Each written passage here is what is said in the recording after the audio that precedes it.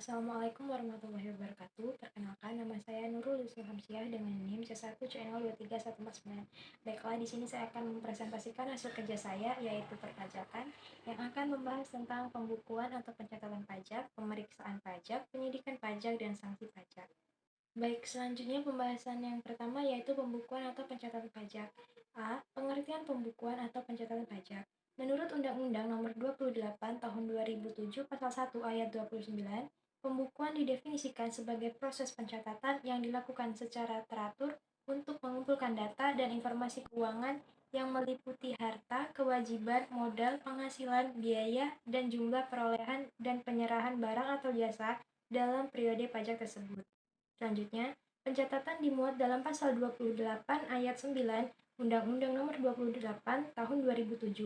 Pencatatan yaitu pengumpulan data yang dikumpulkan secara teratur tentang peredaran atau pengiriman bruto atau penghasilan bruto sebagai dasar untuk menghitung jumlah pajak yang terhutang, termasuk penghasilan yang bukan objek pajak dan atau yang dikenal pajak yang bersifat final. Baik, selanjutnya B. Kewajiban pembukuan atau pencatatan pajak. Pembukuan wajib dilakukan oleh wajib pajak yang mempunyai keperluan perpajakan seperti perseroan yang melakukan kegiatan usaha, badan koperasi yang pada dasarnya menjadi subjek pajak penghasilan, serta wajib pajak orang pribadi yang memiliki modal tertentu minimal dalam jumlah 10 juta dan memiliki peredaran bruto dalam setahun melebihi 120 juta. Selain itu, untuk wajib pajak orang pribadi yang di luar ketentuan yang berlaku tersebut dapat membuat dan menjalankan pembukuan untuk menghitung penghasilan atau lab kena pajaknya. Baik, selanjutnya C. Sanksi tidak memenuhi kewajiban pembukuan atau pencatatan pajak.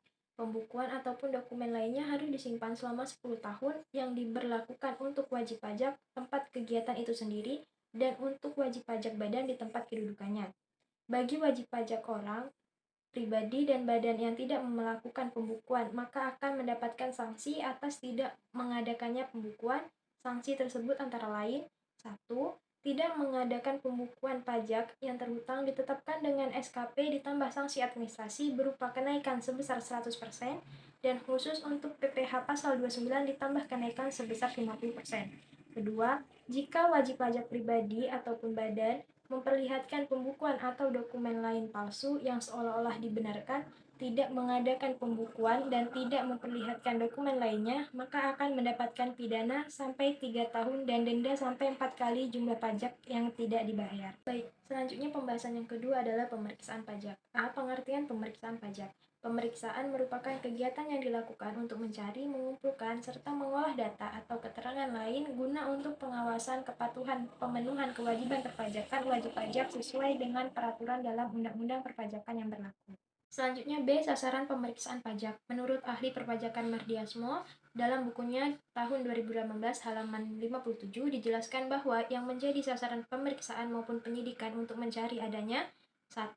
Interpretasi undang-undang yang tidak benar. 2. Kesalahan itu. Ketiga, penggelapan secara khusus dari penghasilan. Keempat, pemotongan dan pengurangan tidak sesungguhnya yang dilakukan wajib pajak dalam melaksanakan kewajiban perpajakannya. Selanjutnya, C. Tujuan pemeriksaan pajak. Menurut ahli perpajakan Siti Resmi, dalam bukunya tahun 2019 halaman 58 menjelaskan bahwa Direktorat Jenderal Pajak berwenang melakukan pemeriksaan untuk menguji kepatuhan pemenuhan kewajiban perpajakan, wajib pajak, dan tujuan lain antara lain: 1.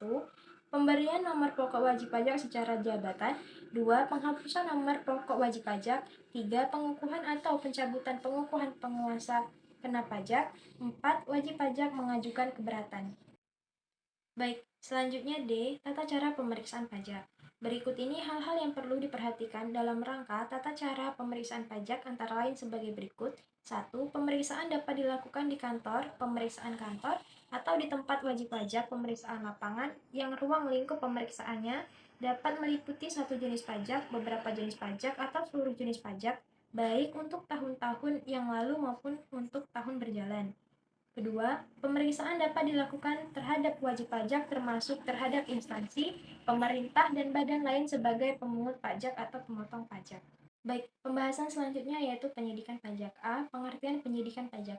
Penyidikan tindak pidana di bidang perpajakan adalah serangkaian tindakan yang dilakukan oleh penyidik untuk mencari serta mengumpulkan bukti yang dengan bukti itu membuat terang tindak pidana di bidang perpajakan yang terjadi secara menemukan tersangkanya. B. Wewenang penyidik. 1.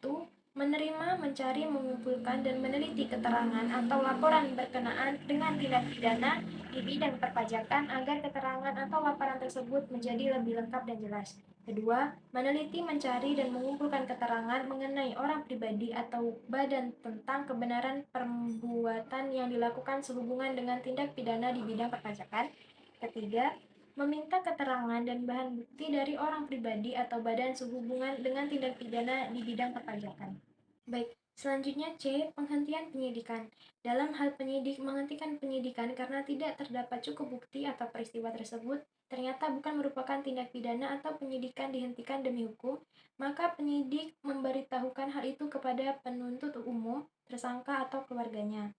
Terdapat 3 alasan terbitnya penghentian penyidikan di kepolisian yaitu 1. Tidak cukup bukti, 2. Bukti tindak pidana, 3. Dihentikan secara hukum. Baik, selanjutnya pembahasan terakhir yaitu sanksi perpajakan.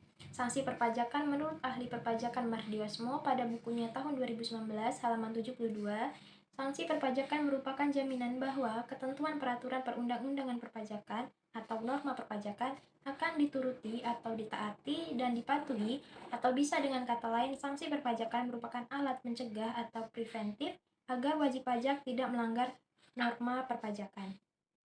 Selanjutnya, A. Sanksi administrasi. Menurut ahli perpajakan Mardiasmo pada bukunya tahun 2019, halaman 72, dijelaskan bahwa sanksi administrasi merupakan pembayaran kerugian kepada negara khususnya yang berupa bunga dan kenaikan. Baik, selanjutnya B. Sanksi pidana. Menurut ahli perpajakan Mardiasmo, dalam bukunya tahun 2019 halaman 73, disebutkan bahwa sanksi pidana merupakan siksaan atau penderitaan, merupakan suatu alat terakhir atau benteng hukum yang digunakan fiskus agar norma pajak dipatuhi. Baik, sekian presentasi dari saya ucapkan terima kasih. Apabila ada kata-kata yang salah dan penulisan yang kurang tepat, saya mohon maaf. Saya akhiri. Wassalamualaikum warahmatullahi wabarakatuh.